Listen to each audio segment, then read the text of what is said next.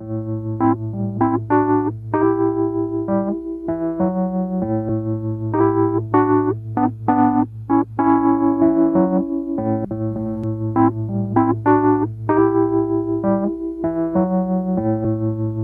el aire de Radio Uruguay, inventamos entre todos la máquina de pensar.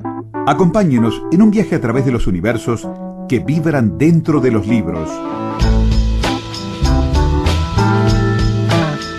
Bienvenidos al corazón de las palabras. Conduce Pablo Silva Olazábal. Produce Gustavo Germán. Auspicia Biblioteca Nacional y Centro Cultural de España.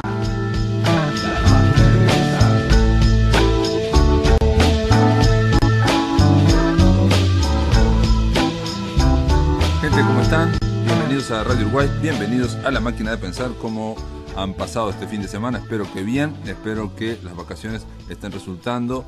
Ustedes saben, este programa, La Máquina de Pensar, trata de libros y escritores, y muchas veces le damos un gran papel, una gran importancia a la poesía. Esta semana los invito a escuchar una serie de intervenciones sobre poesía uruguaya en concreto. Ustedes saben también que en enero aprovechamos para repasar algunos eventos que nos parecieron importantes o que nos parecen interesantes compartir con ustedes.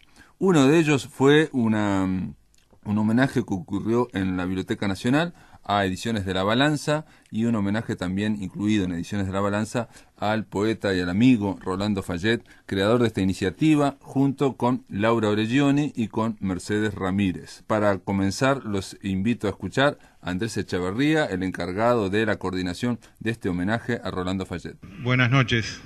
Muchas gracias por estar acá en este ciclo de poesía que arrancamos el mes pasado con Ediciones de Uno. Y ahora continuamos con Ediciones de la Balanza, en un recuerdo a Rolando Fayet.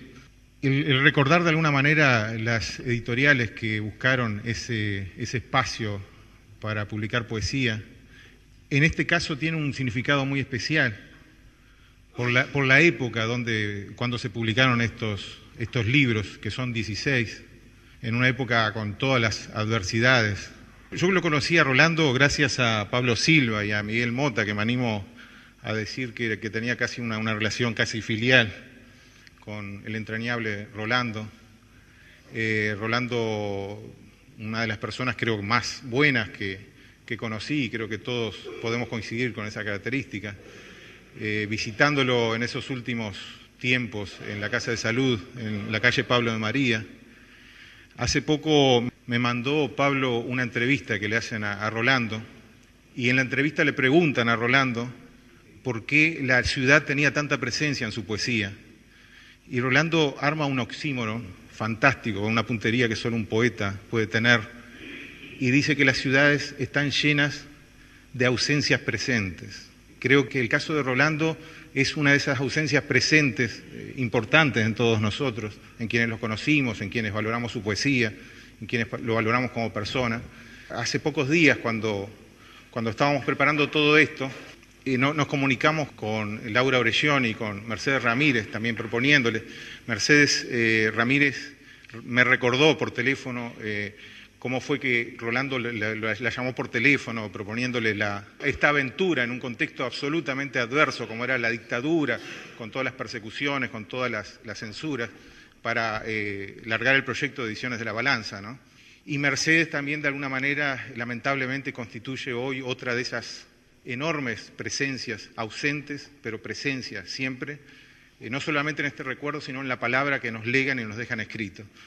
Hoy tenemos el enorme honor de contar con poetas y narradores muy cercanos a Ediciones de la Balanza, y a Rolando, y a Mercedes también, y a Laura.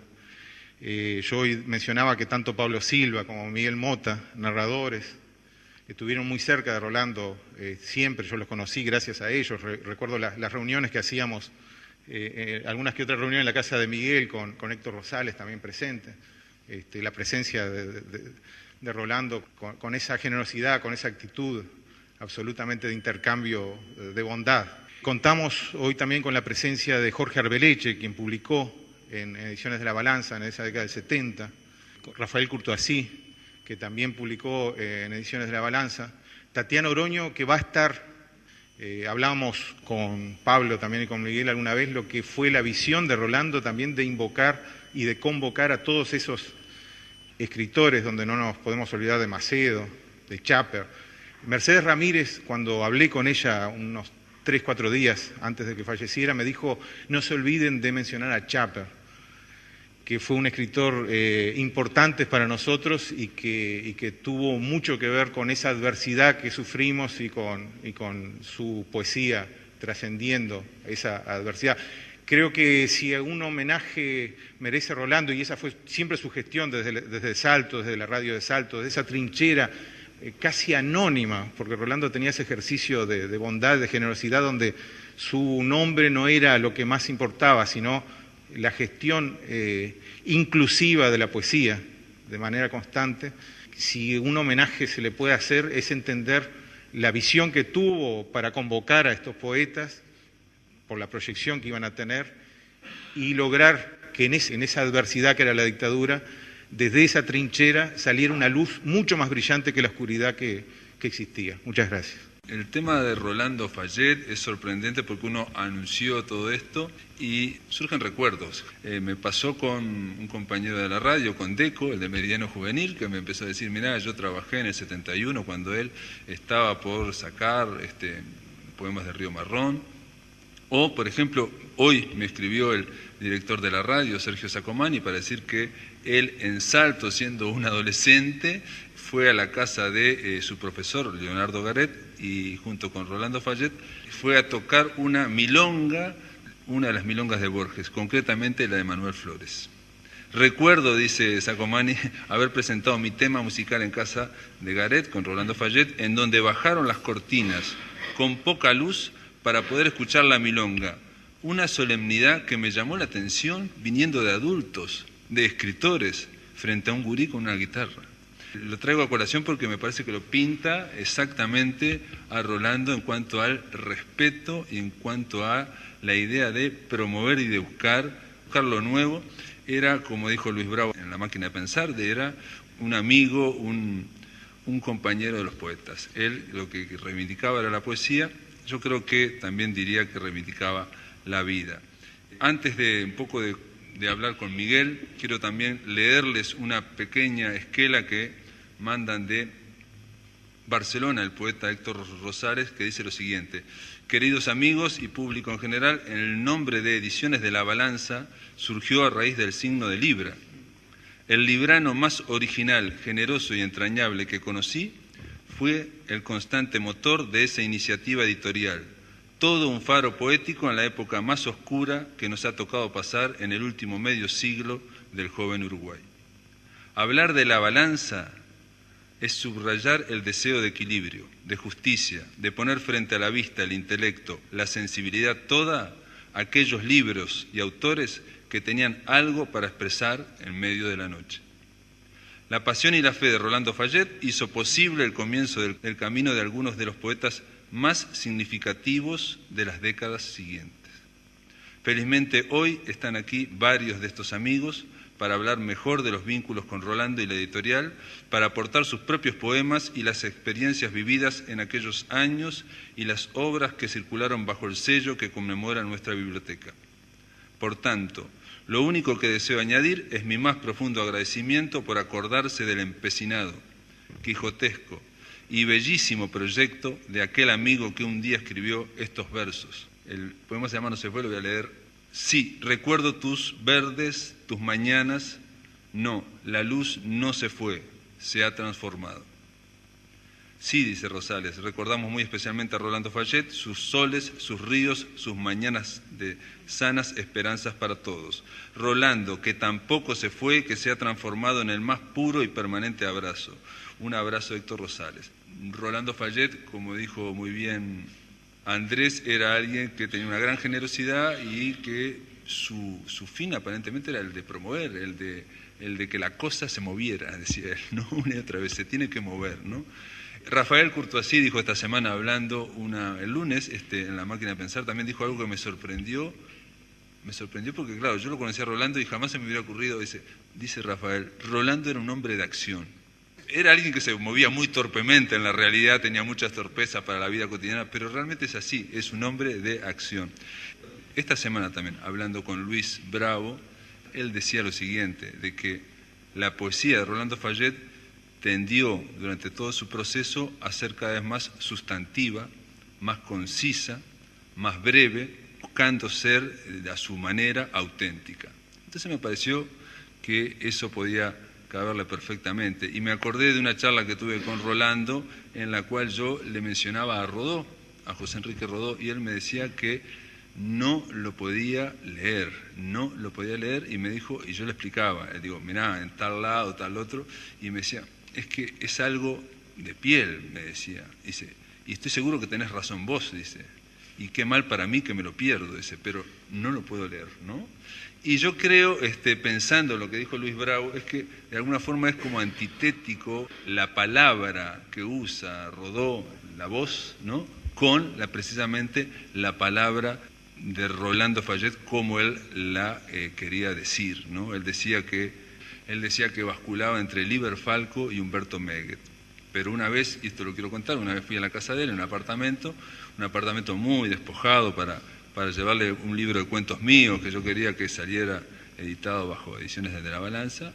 Él me hizo una serie de precisiones que me sorprendieron, la verdad que fue muy, pero muy ajustado. Mencionó un cuento que le parecía que estaba por encima, en fin, fue muy ajustado. Y cuando le dije de si me podía prestar algún libro de él, porque yo no lo había leído todo y me interesaba, me dijo que no tenía ninguno, no tenía un solo libro de él. Era un apartamento muy austero. Y me dijo, sí te puedo prestar me dice. Y era el único libro que tenía, era un libro editado por el Parlamento, por la Cámara de Representantes, era un libro de Juan Cuña, porque yo lo leo y lo releo, él era, de alguna forma Juan Cuña también tiene otro camino ahí entre Liber Falco y Humberto Meguet también, ¿no? Y claro, cuando me lo ofreció yo dije, no me lo puedo llevar, ¿no? De ninguna forma, obviamente se lo dejé para que lo leyera. Yo creo que él era un entusiasta y un pasional. Solo a Rolando se le puede ocurrir en el año 75, cuando todo el mundo venía la noche más oscura, ¿no? Después del golpe, cuando hubo la represión tan grande en el 75, y cuando todo el mundo se quejaba, ¿no? Es decir, contado por Laura Oregioni, todo lo que se está perdiendo, todo lo que va terminando, solo a él se le puede haber ocurrido que era el momento más interesante para fundar una editorial de poesía. Y me contó a Laura Oregioni, ella no conocía a Rolando Fayet. Alguien le dio el teléfono y Rolando y Julio Chaper le plantearon crear una editorial de poesía, y a ella le pareció bárbaro. Bueno, después le contó a Mercedes Ramírez y generaron eso. Laura, con esa visión que tiene, en parte se ha dicho que es la responsable de esta selección de poetas que editaron en las Ediciones de la Balanza, que es una especie de Dream Team, porque tuvieron grandes carreras en lo que es la literatura nacional. Le pregunté eso a Laura y me dijo, sí, dice, pero mirá que con Rolando siempre estuvimos de acuerdo, siempre lo comentamos, todo lo conversábamos con el Gordo. 2 poemas. O 3. Uno se llama La Segunda Oportunidad y dice, ¿quién te diera el ayer nuevo, sin uso?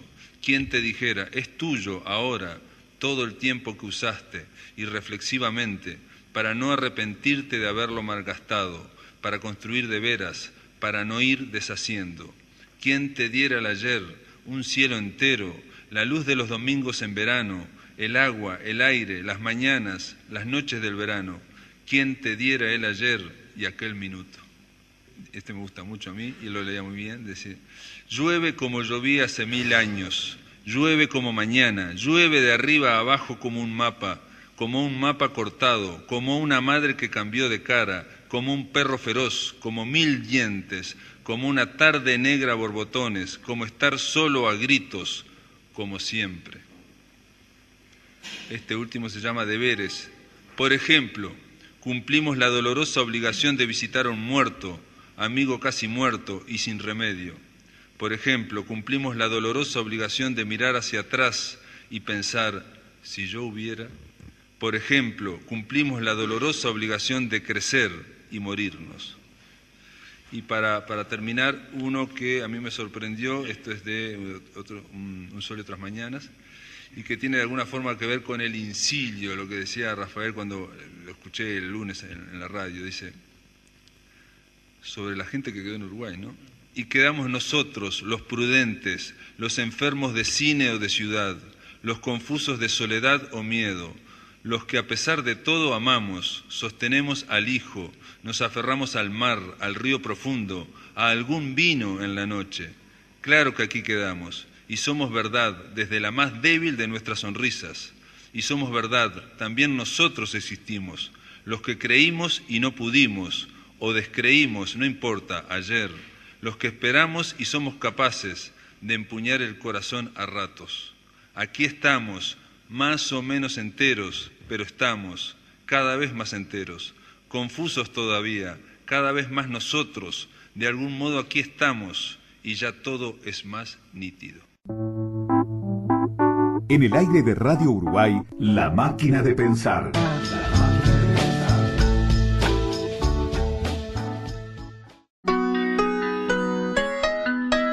Para comunicarte con la máquina, envía un SMS al 099 78 0066 o un correo electrónico a lamaquinadepensar@adinet.com.uy.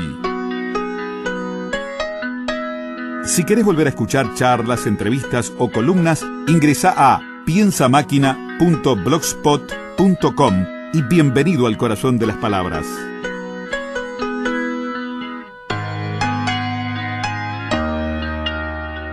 Continuamos en este segundo bloque escuchando el homenaje a Rolando Fayet y Ediciones de la Balanza. Hablan, obviamente, los escritores Miguel Mota, bueno, y quien les habla, Pablo Silva Lazabal. Permitime decir que yo también hoy recibí una carta de Barcelona que no la pude imprimir por un problema de tiempo, de José Fayet, que es el hermano de Rolando y que reside en Barcelona desde hace muchos años y que también se adhiere al acto, que agradece el homenaje y que de alguna manera, bueno, está con nosotros. Y también agradecer la presencia de todos y especialmente al ágora de sobrinas de Rolando, que están acá presentes, que realmente funcionan como un ágora, y yo creo que ellas, sobrinas y sobrinos, porque están el nene también, Rolando, pienso que parte sustancial de su vida estuvo unida a ellas. Entre muchas cosas que Rolando decía, afirmaba que no existen las coincidencias en la vida, ¿no? Las casualidades. Y yo estaba mirando ese cuadro porque yo vi la exposición de Arnelio Hernández en el museo allá en el Parque Rodó y tuve oportunidad de hablar con él y le dije, es Jesucristo, que incluso no pude encontrar el término que significara crucificado en un caballo. No sé, se lo dejo a los poetas. Porque eso es lo que me significó ese cuadro, y me dijo que sí, Arnelio Hernández, que era eso, era algo de eso. Y tiene que ver con lo que voy a intentar decir ahora. El hecho del homenaje a mí me hizo, de alguna manera, mirar la vida de Rolando. Nosotros tuvimos una amistad de 30 y pico de años, y mirarla de una manera diferente a cómo lo había hecho hasta este momento. Y tuve la sensación de que los hechos, las palabras, las circunstancias que nos habían rodeado en el proceso de la amistad, como que habían tomado vida propia, contrariamente a lo que se dice, que el recuerdo es selectivo y ordena los hechos. Y yo tuve la sensación de que los hechos se ordenaron por cuenta propia y las palabras también. Y eso me permitió echar una mirada hacia el pasado y descubrir cosas que de alguna manera las había percibido en la cotidianeidad, pero no con la armonía y no como un eje central en lo que fue la vida de Rolando.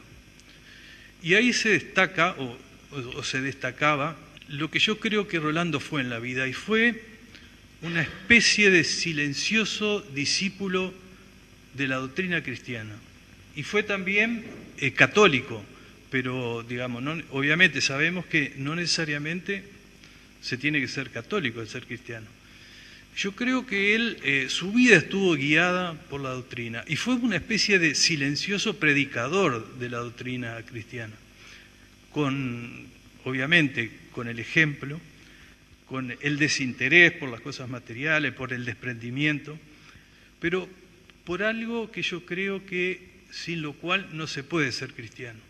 Y la vida de Rolando estuvo marcada por hacer el bien. Él definía en todos los actos de su vida el propósito esencial fue hacer el bien.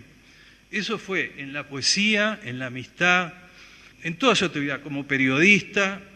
Por ejemplo, yo razonaba, en la época de la dictadura, cuando uno pensaba o aspiraba a que los milicos tuvieran un juicio y de alguna manera pagaran lo que estaban haciendo, la idea de Rolando era que los presos no sufran, que las madres de los presos tengan a sus hijos con ellos y que se liberan los presos para que no haya más sufrimiento.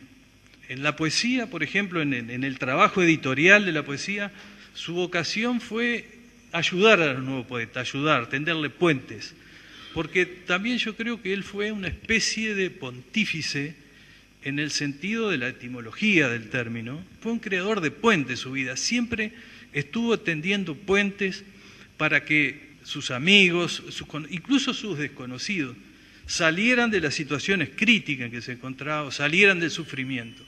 Esa idea central de su vida, yo creo que fue el eje que a mí me permitió ver ahora y valorarlo desde esa perspectiva que antes, tal como dije, la cotidianidad, no me permitía verlo como lo sustancial de su vida, como la cosa más destacada. Yo soy un cristiano, decía Rolando, pero también era, y eso lo conversamos, era un heterodoxo, ¿no? O sea, cuando estamos hablando de un cristiano, era un cristiano heterodoxo en el sentido de que, bueno, era tarotista, estaba con el tema astrológico, una serie de cosas. Uno conversaba, yo me acuerdo de una conversación con él en la Plaza del Entrever, un día conversando largo y tendido, se puso a hablar de esos temas, digamos, de esas dimensiones espirituales, y era impresionante la cantidad de cosas que sabía, pero y digo, si este hombre cree en todo esto, cuando me dejó, miré, yo rondó hacia abajo, ¿no? Se iba caminando, y me parecía, era de noche, no había nadie, ¿no? Me parecía todo mucho más plural, con muchas más posibilidades, ¿no? Vi miles de posibilidades, ¿no? Porque era realmente miles de abordajes posibles de lo que pudiera estar ocurriendo, ¿no? Él era un entusiasta del misterio también, ¿no? Entonces, esos ejercicios, que son ejercicios poéticos, de no quedarse solo con el discurso cartesiano, racionalista, sino de alguna forma, bueno, buscar el lado misterioso de las cosas. Él lo buscaba permanentemente y de ahí, como decía también Rafael, y eso es cierto, era un junguiano, era alguien que había leído mucho a Jung y que te contaba cosas, experiencias, con lo cual ahí vuelve a ser heterodoxo. En otro momento era heterodoxo cuando decía, yo hablo bien de Eduardo Víctor Aedo, a mí me parece extraordinario, y él militaba en el Frente Amplio. O sea, la idea era siempre de alguna forma quebrar certezas o salirse de la ruta, salirse del camino y atravesar, ¿no? Él tenía, por ejemplo, salía en el programa de radio de Frade, ¿no? Sí.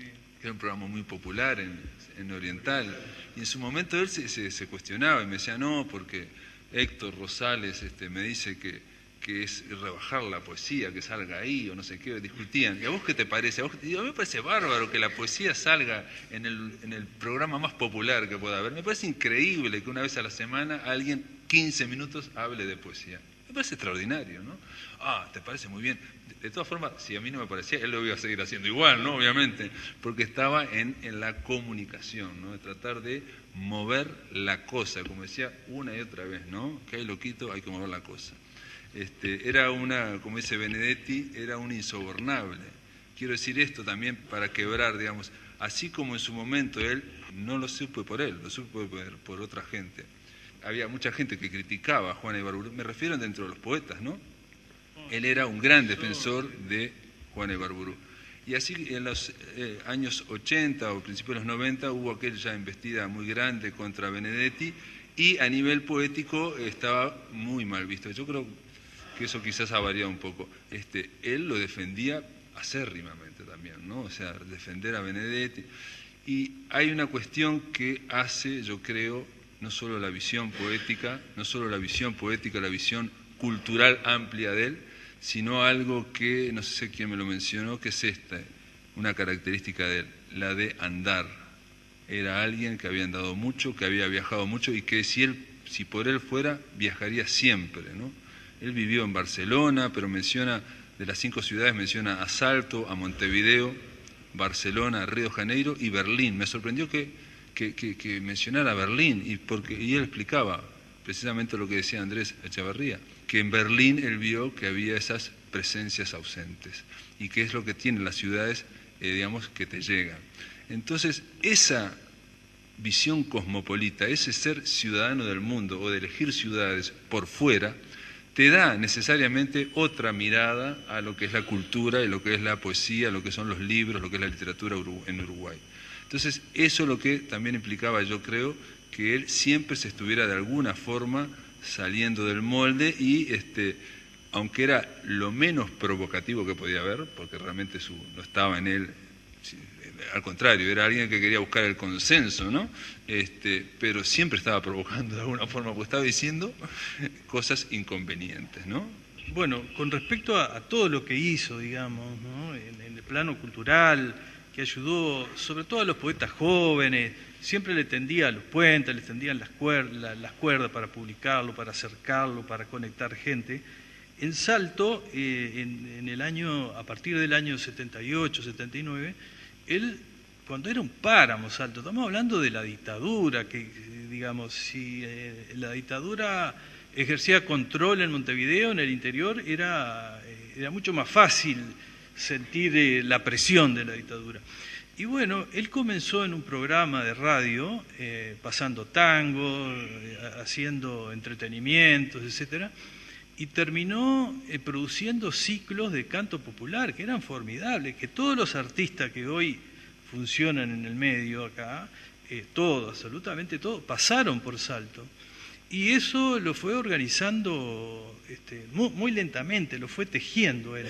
Porque yo creo que atrás de esa poca practicidad que tenía para las cosas cotidianas, había una visión profunda, sabía dónde iba y sabía lo que quería, ¿no? Y otro detalle en Salto también que sucedió en Salto, que me permito señalarlo, es que Rolando era un hombre muy valiente, en el sentido cabal del término. Justamente en esa radio que él trabajaba, yo creo que fue por mezquindades intelectuales y también por problemas políticos, el programa que tenía se le terminó y lo bajaron.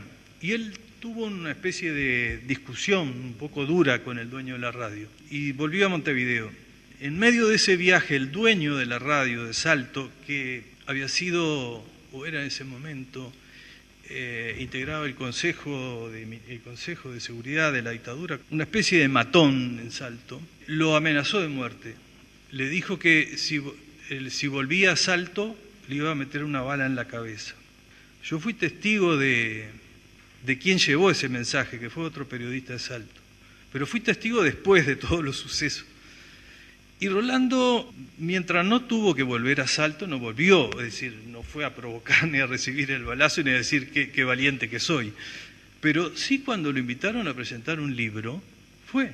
Y anduvo por Salto con los mocasines, eso que tenía, que se salía caminando, como andaba siempre, y caminó por toda la calle Uruguay, estuvo en la radio y estuvo en la televisión donde presentaron el libro, y se volvió.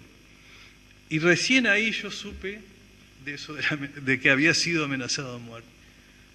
Y yo le insistí por qué había ido, y dijo que tenía que ir. Y que no le iban a impedir hacer algo por una amenaza. Y el otro gesto, yo creo, como de valentía, en el buen sentido, ¿no? Es decir, es un bellísimo poema que escribió, que yo creo que es emblemático de lo que fue la resistencia, y que yo me voy a permitir leer, que este poema fue escrito en el 78. Esto era las plaquetas que sacaban. que tiene su dedicatoria acá. Esto fue publicado en noviembre del 78, que eran tiempos muy difíciles, y fue publicado cuando el asesinato de Selmar Mirkelini y Gutiérrez Ruiz. El poema se llama Porque tu sangre aterra. Yo digo, publicar esto en esa época podía pasar hasta que el poeta y los que estaban alrededor desaparecieran, hasta ser expulsado y todo lo que pasó durante la dictadura, ¿no? Esto me parece que fue, además de que yo creo que es un gran poema, pero un gran poema de valores literarios, ¿sí? Creo que es un acto de muchísima valentía, de muchísima entrega, ¿no? Y de una gran rebeldía también, que Rolando la tenía. Claro que no se muere tu nombre, noche olivo, estás en cada rabia, en todo Padre nuestro. Cierto, crecerá el pasto, vendrán los ríos, tu semilla, tu mayo, cotidiano tu nombre, por siempre como el agua. Llevarán nuestros hijos mucho de tu manera, tu tiempo, madrugada, profundísimo hermano. Buenos Aires se esconde como una casa incierta.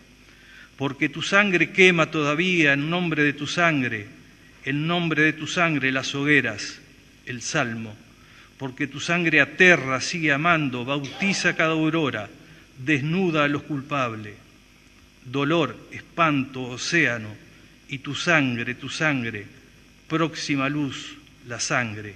Oh tiempo de la ira, chacales cebados, hipócritas doctores, funebreros del buen amor y el canto.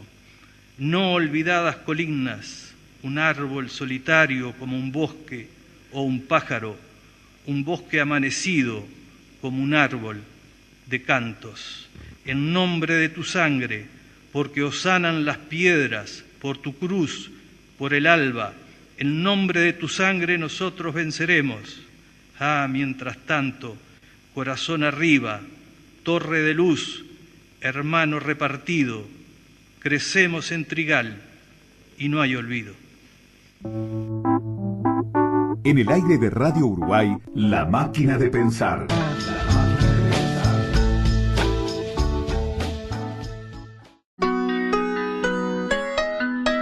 Para comunicarte con La Máquina, envía un SMS al 099 780066 o un correo electrónico a lamaquinadepensar@adinet.com.uy.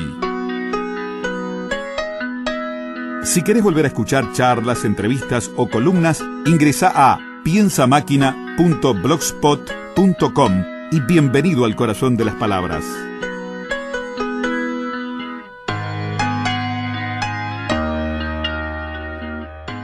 En este tercer tramo del homenaje vamos a escuchar a Jorge Arbeleche hablando de Rolando Fayet, de Mercedes Ramírez, y también Jorge nos va a leer poemas de su libro Parecido a la noche. Quería recordar de Rolando otra faceta que no se mencionó acá, pero que era muy evidente en él, era su agudo sentido del humor y la ironía. Cada vez que nos cruzábamos, y nos cruzábamos bastante seguido por el centro, siempre teníamos una especie de contraseña. ¿Cómo te va? ¿Cómo andás? Bien, ¿en qué estás? ¿Estás escribiendo? No, mira, yo me decía, estoy escuchando, y me ha venido, tengo algunas novedades interesantes. Vos sabés que hay una muchacha de Melo, que escribe en el Deber Cívico de Melo, Juanita Fernández, algo así, y escribe unos poemas subidos, che, te digo que hay que tenerle, la verdad que, y por acá en Sayago hay otra que te digo que dice que aprende dibujo y que aprende francés, pero son bravas estas, ¿eh? Era genial, esa especie de contraseña la teníamos siempre, y además era como un vínculo, como un puente, que siempre lo teníamos. Y creo que la mejor definición que dio Pablo y Mota, creo que era un cristiano no dogmático, pero absolutamente cristiano, abierto, profundamente cristiano. Creo que eso también es un elemento que lo une a la otra persona que está homenajeada hoy, recordada hoy, que es Mercedes Ramírez, profundamente cristiana. Cristiana, yo le decía, porque tenía una modalidad muy especial, también ortodoxa, también heterodoxa, quiero decir, como Rolando, pero además, y ella lo decía con pleno orgullo de serlo, profundamente gallega, porque Mercedes era gallega, pero gallega ancestral. Yo que compartí con ella, además, la inspección, la tarea de la inspección, cuando se le metía algo en la cabeza, así como era de brillante y de seductora en el decir, una docente extraordinaria, tenía las cosas clarísimas. Y quiero señalar una faceta, un momento, un elemento de ella que para mí la pinta de cuerpo entero. Era también como Rolando, abierta, generosa, amplia, y cuando estábamos para dar inscriptos en el concurso para la inspección, para la efectividad en la inspección, porque ella fue nombrada interinamente cuando vino la democracia. Interinamente no, perdón, hubo un llamado a aspiraciones para ocupar interinamente la inspección, y entonces ella se presentó, yo me presenté y nos presentamos varios. Yo no quedé entre los ganadores, pero ella sí, quedaron ella, Albistur y Julio Dodera. Entonces, cuando se llamó a la efectividad, yo me presenté y ella también se presentaba para pasar del interinato a la efectividad. Yo recién me iba a estrenar en esa tarea, si llegaba a ganar el concurso. Y ella ya era como su última etapa para, efectivamente, como lo hizo, pasar a la jubilación. Es decir, los dos íbamos a competir. Y éramos muy amigos desde hacía años, pero en ese momento éramos competidores. Pero teníamos una profunda amistad, que eso me parece esencial. Las dos cosas existían, pero una no invalidaba a la otra. Entonces la llamo a Mercedes para pedirle cierta orientación bibliográfica, porque ella, además de ser inspectora, había sido profesora de didáctica. Entonces, estando enferma, estaba con una gripe fuerte, y no solamente me invita a la casa, que ya conocía, sino que me da bibliografía y me da charla, una noción, ideas, y me trata como a un discípulo, amigo, y eso es un alma muy grande que lo hace, ¿no? Porque estábamos compitiendo por algo, en una de las pruebas, la prueba teórica, que nos pusieron uno de los temas peores, los dos nos miramos y los dos dijimos, bueno, nos vamos porque aquí sonamos. Y los dos dijimos, bueno, vamos a luchar hasta el final. Y los dos quedamos con la nota más baja de esa prueba. Nos salvaron las otras pruebas, pero en esa... Entonces, la parte que compartí con Mercedes Ramírez, la inspección, fue de gran placer, porque además tenía un enorme sentido del humor, gran sentido del humor. También con sutileza, con gracia, y yo aprendí mucho al trabajar con ella. Aprendí cómo se trata no solamente un texto, sino la experiencia humana. Quiero sentar aquí mi homenaje a Rolando, y mi pequeño homenaje humilde a Rolando y a Mercedes, que fueron dos personas entrañables, cada uno en la parte que hizo de su escritura, la crítica y la poética, impecables. Bueno, y ahora, tal como estaba planeado, voy a leer algunos textos. Son personajes de la Ilíada que son recreados. El título del libro es Parecido a la noche. Entonces, antes de cada monólogo del personaje, transcribo lo que dice Homero referido a ese personaje. Casandra. Ningún hombre ni mujer de hermosa cintura los vio llegar antes que Casandra, semejante a la dorada Afrodita, pues distinguió el carro con su padre y vio detrás a Héctor. Enseguida prorrumpió en sollozos y fue clamando por toda la población: venid a ver a Héctor, troyanos y troyanas, porque era el regocijo de toda la ciudad. La Ilíada, canto 24. No vengo a pedir cuentas a nadie, ni a rendirlas. No reclamo a la historia la parcela de gloria que no me concediera. Aunque una vez fui bella y joven, hoy solo me conocen como la loca vieja, y a ese llamado acudo. Tú, hechicera de males, desátame el nudo del destino, como si fuera fácil. Soy vieja y no distingo ni la noche ni el día, pasado ni presente. Me entrevero en el tiempo y me sumo a la niebla. No sé si soy fantasma o el vestigio de vieja encarnadura mezclada a la sombra con la sangre. Por algunas monedas les invento la historia que su ansiedad reclama. Les anuncio el amor y la dicha y siempre se lo creen, como si fuera simple. Como si les dijera que en el mar está el agua y allí viven los peces. No les menciono nunca ni las rocas donde encallan los mares, ni las bestias marinas. Tampoco nombro ahogados ni naufragios. Les canto que es simple como el amor, el mar. No es simple ni fácil, nada se sabe, ni yo pude saberlo, aunque tuve en mis manos la verdad y la mentira, y las mismas palabras para decir una o la otra. Igual a un juego de barajas entreveré los naipes.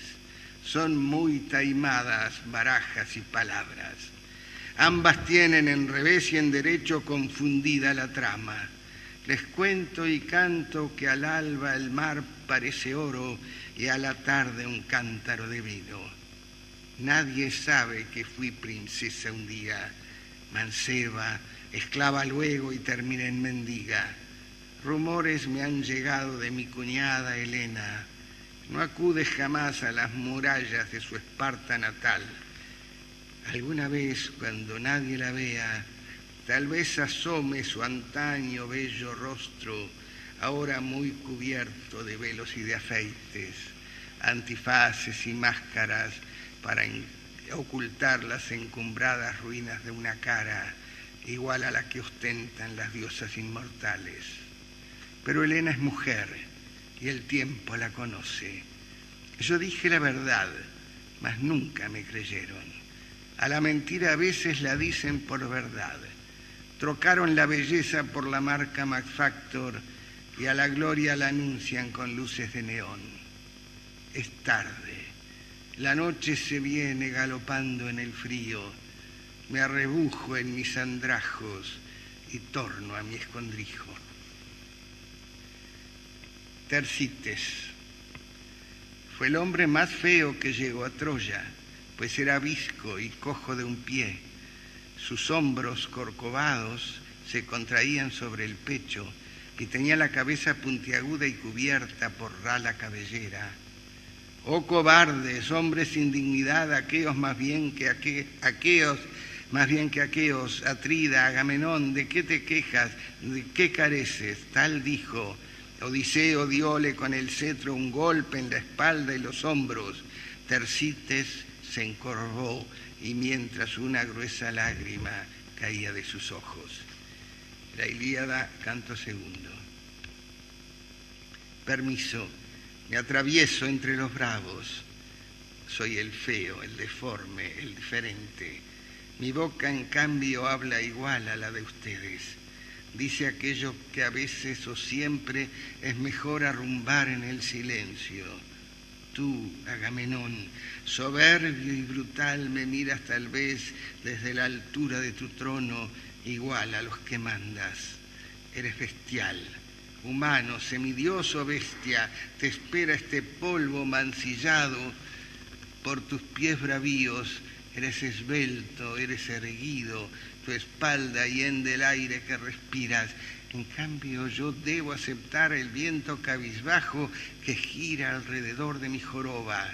Alerta debo estar, atento, y cuando da la vuelta en torno a mi cabeza, le lanzo un mordiscón con mi deforme boca. Así respiro, igual a como hablo, pero al final, después de la batalla póstuma, ganada tal vez perdida, desde derrota o victoria, allí donde te encuentres, tus huesos serán iguales a los huesos derrotados, idénticos también a aquellos victoriosos. Solo a mí me reconocerán el esqueleto, será el único coronado por su jiba, y el polvo amontonado alrededor de mi joroba mirará tu borrosa podredumbre desde arriba. Andrómaca. Corrió a su encuentro de Héctor su rica esposa Andrómaca. Acompañábale una doncella llevando en brazos al tierno infante, hermoso como una estrella. Vio el héroe al niño y sonrió silenciosamente. Andrómaca llorosa, haciéndole de la mano, le dijo: Héctor, tú eres mi padre, mi venerable madre y mi hermano, tú mi floreciente esposo. Sé compasivo y quédate en la torre, no hagas a un hijo huérfano y a una mujer viuda. La Ilíada, canto sexto. Poeta, basta. Bórrame del verso, de cualquiera, del perfecto, del enclenque, del rengo, que en vano aspiró a decir lo que quería, de aquel que pretendió hablar de su dolor a través del áspero crujido de mi voz. Despréndeme la cáscara feroz de la memoria y deja en carne viva mis harapos mugrientos. No puedo, no quiero, no soporto mirar al tiempo de antes. No me obligues a ver de nuevo al cadáver de mi esposo arrastrado entre el polvo podrido del combate. No puedo ver de nuevo la caída feroz de mi pequeño, arrojado aquella vez muralla abajo sin miedo ni piedad.